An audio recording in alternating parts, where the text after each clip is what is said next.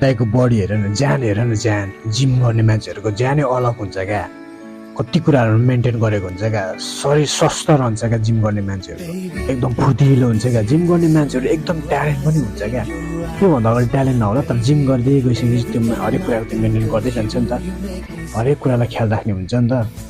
आफ्नो त्यो शरीर बनाउनुको लागि भए पनि त्यो शरीर बनाउँदै दिमाग पनि तेजिलो हुँदो रहेछ क्या जिम गर्नेहरूको चाहिँ। जिम गर्नु पर्दो रहेछ क्या।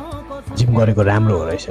कतिपय मान्छेले पैसा नहुँदा पनि कहाँबाट कस्तो गरेर त्यो जिम लभर हुन्छ नि, अलिकति जिम म ज्यान बनाउँछु यस्तो हुन्छ, कतिपय हुन्छ त्यस्तो केटाहरूले पैसा खोजी दाइको बडी हेर न ज्यान जिम गर्ने मान्छेहरूको ज्यानै अलग हुन्छ क्या।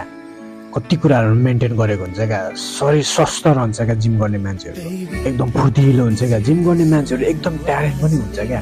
त्योभन्दा अगाडि ट्यालेन्ट नहोला, तर जिम गर्दै गइसकेपछि त्यो हरेक कुराको त्यो मेन्टेन गर्दै जान्छ नि त। हरेक कुरालाई ख्याल राख्ने हुन्छ नि त।